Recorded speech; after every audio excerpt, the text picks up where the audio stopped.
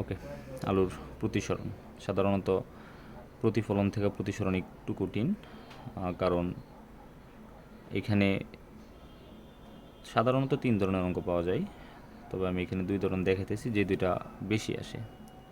আর প্রতিফলনের মধ্যে তো 1 ধরনের অঙ্কই হয়, এই জন্য সবাই অনায়াসে পারে।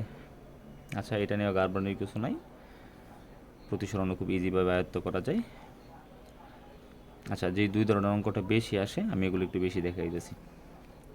প্রতিসরণাঙ্ক, আলুর ব্যাগ, আপাতন কোণ, প্রতিসরণ কোণ, এগুলোরে যেহেতু একটা সূত্র দিয়ে অর্থাৎ এটা দিয়ে সমাধান করা যায়, এই জন্য আমি এদেরকে 1 ধরনের অঙ্ক বললাম। তবে সূত্রটা বোঝার আগে বা সূত্রটার প্রয়োগ কীভাবে হয়েছে বা আমরা প্রয়োগ করব কীভাবে এটা বোঝার আগে চিত্র বোঝা হচ্ছে অত্যাবশ্যকীয়। চিত্রটা ভালোভাবে বুঝতে পারলে এই ধরনের ম্যাথগুলো খুব সহজে করা যায়।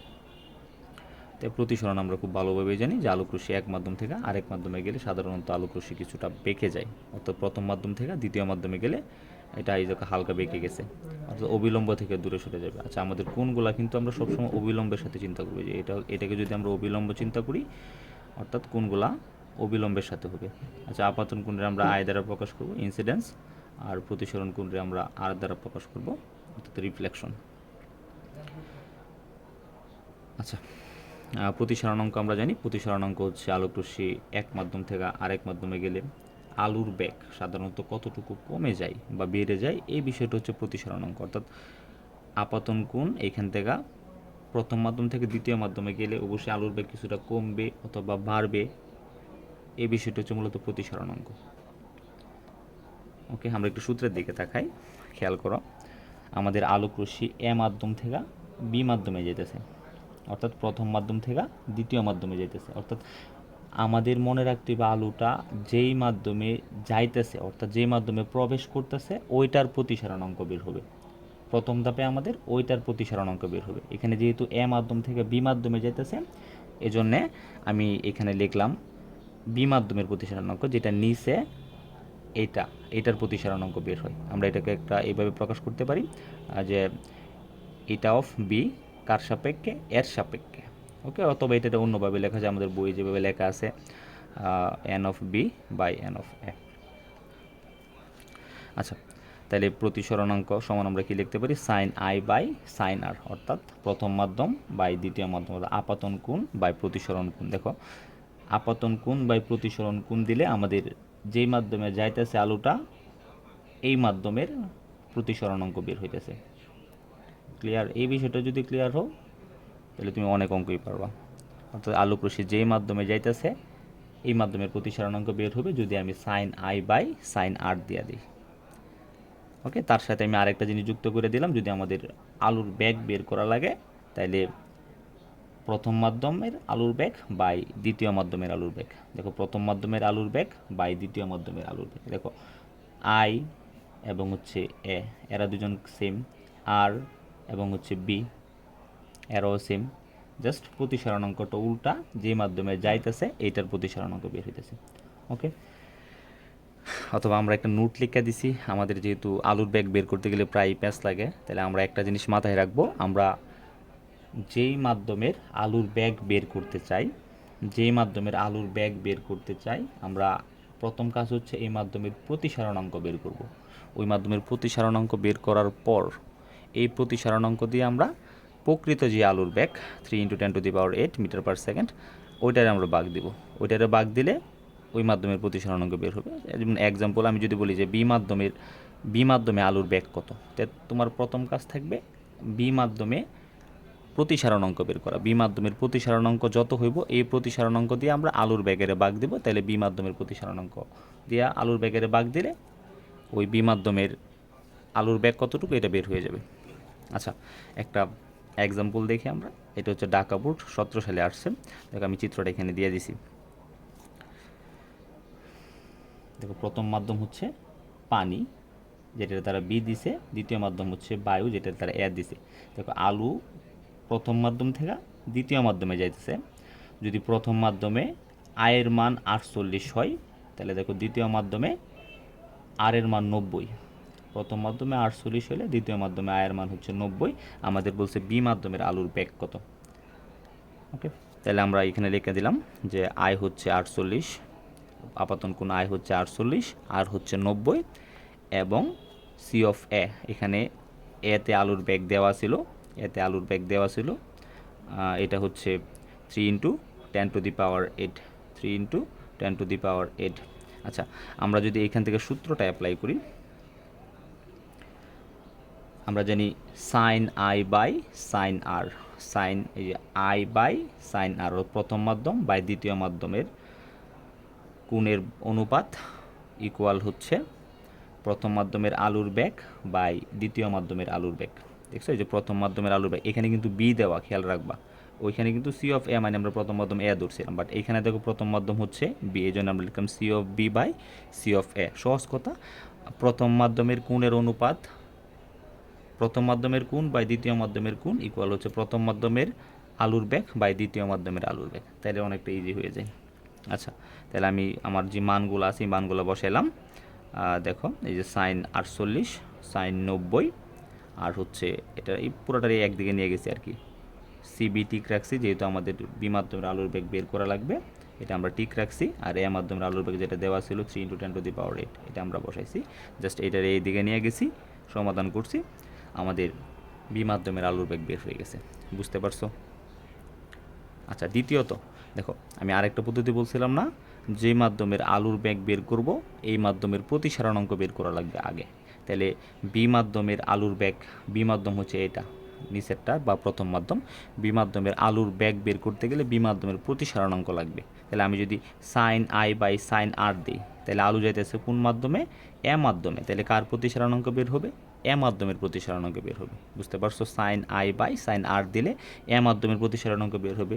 আমরা এ মাধ্যমের প্রতিসারণাঙ্ক বের করলাম, এই যে এ মাধ্যমের প্রতিসারণাঙ্ক বের হয়েছে এটা। আমি যদি তার উল্টায় দিই, আমরা যদি প্রতিসারণাঙ্কের উল্টায় দিলে তার বিপরীত মাধ্যমে প্রতিসারণাঙ্ক বের হয়।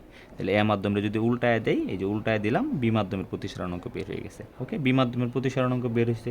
এটা দিয়ে যদি আমরা আলুর ব্যাগের ভাগ দিই, তাহলে বি মাধ্যমে আলুর ব্যাগ কতটুকু এটা বের হয়ে যাবে।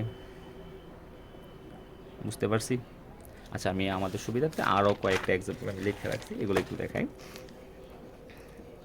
চট্টগ্রাম বোর্ড এবং হচ্ছে সিলেট বোর্ড। চট্টগ্রাম বোর্ড 17-তে আসছে, সিলেট বোর্ড 16-তে আসছে।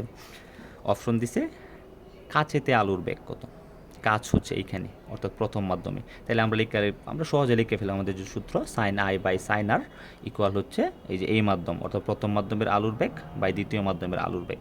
ওকে, তাহলে এইটাই বের করা লাগবে, সিজি বের করা লাগবে। আমরা সিজিটা এখানে দেখলাম আর এটার এই দিকে নিয়ে গেলাম, সহজে আমরা আর গুণন করে দিলাম, একবারে পক্ষান্তর করে ফেলছি। এটার এইখানে নিয়ে গেছি, জাস্ট নিয়ে একবারে এই পক্ষে লিখে ফেলছি। ওকে, তাহলে সি অফ এ, যেহেতু এটা প্রথম মাধ্যম হচ্ছে বাতাস, এখানে দেওয়া ছিল, এখানে বাতাস দেওয়া ছিল, তো বাতাসের আলুর ব্যাগ আমাদের যদি জানা না থাকে বাতাসের আলুর ব্যাগ কতটুকু আমরা মুখস্থ করে নেব, 3 ইন্টু 10⁸। ওকে, এটা বসায় দিলাম, জাস্ট কোনগুলা দেওয়া আছে, আপাতন 28 আর প্রতিসরণ হচ্ছে 45, বসায় দিয়েছি, মান বের হয়ে গেছে। ওকে, অথবা তুমি যদি আরেকভাবে চেষ্টা করতে চাও, তুমি চেষ্টা করতে পারো, বা কাচের প্রতিসারণাঙ্ক বের করে নিবা, তারপর এই কাচের প্রতিসারণাঙ্ক দিয়া প্রকৃত আলুর ব্যাগের ভাগ দিবা, এটার মান বের হয়ে যাবে।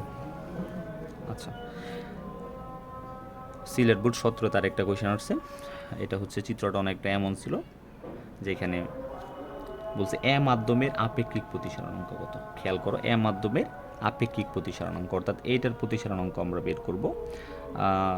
তাহলে দেখো, আমাদের প্রথম কাজ থাকবে হচ্ছে, আমি এই ডিরেক্টলি শর্টকাট সূত্র বসাইতে পারি, বা আমি এটা আরেকভাবে দেখাইছি।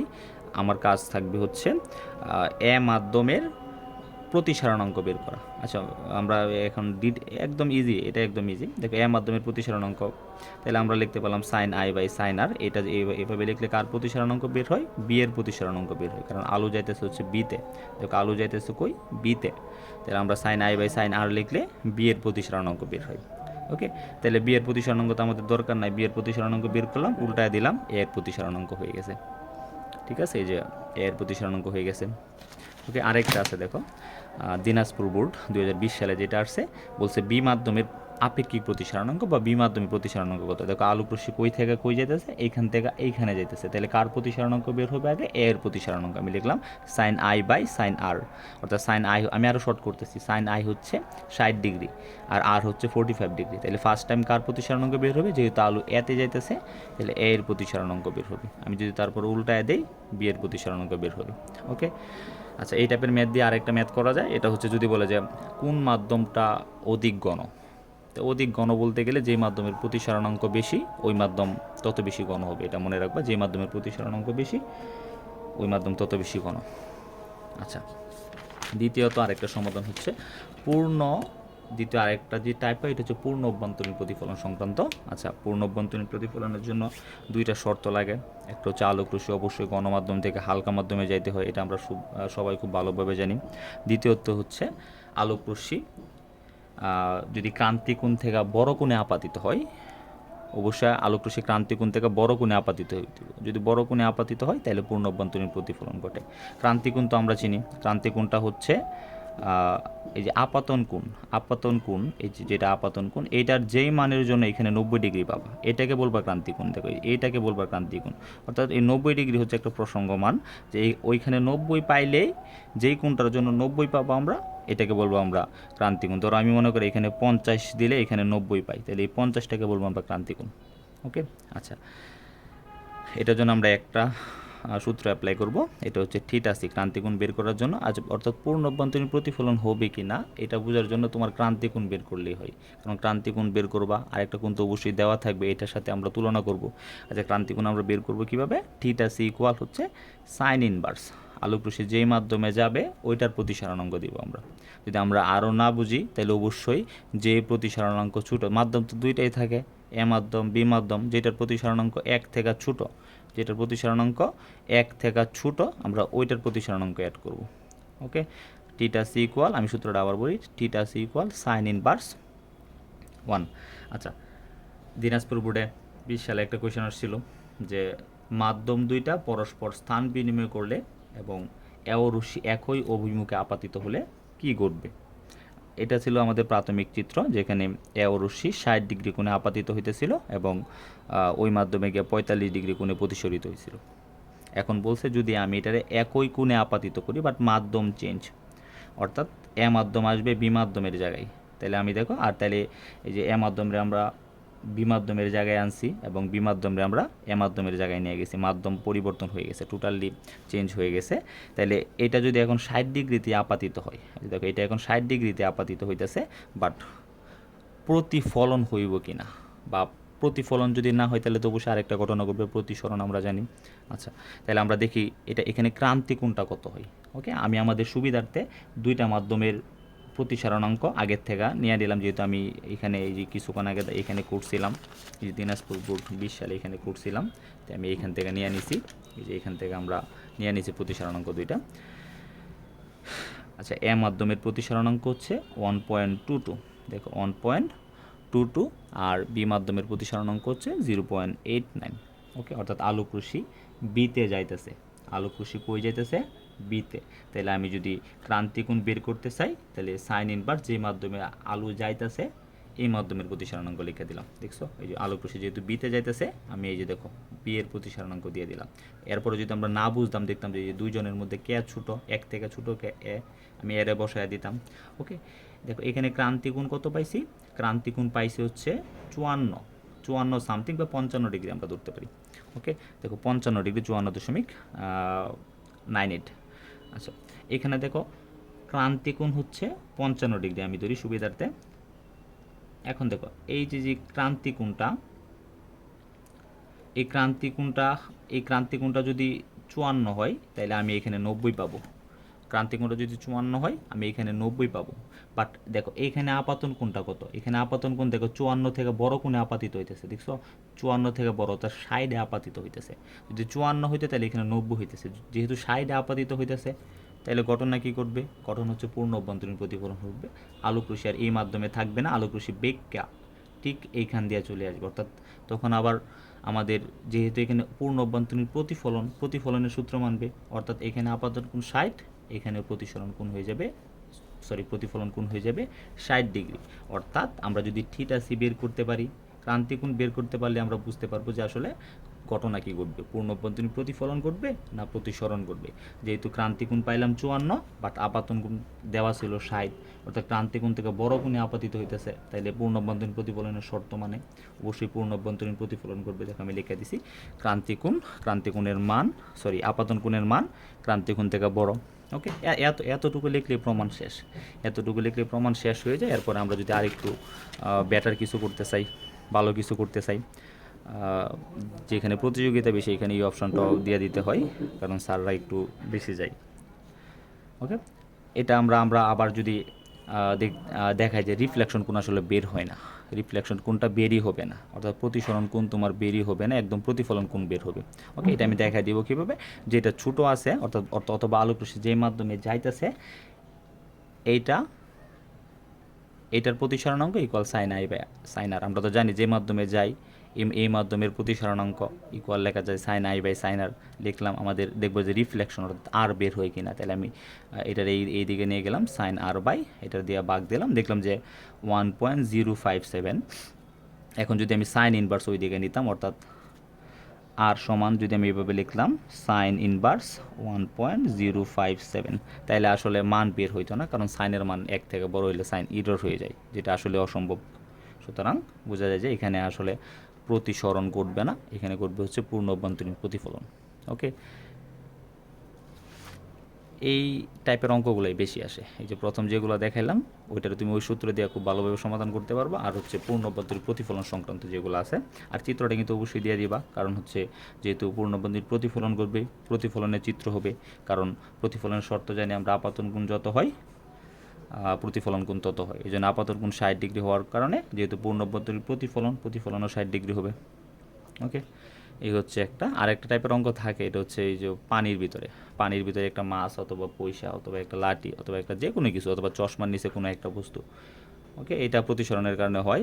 যদি এটা না পড়ো তাহলে আমি আবার দেখাই দেবো না পরবর্তীতে।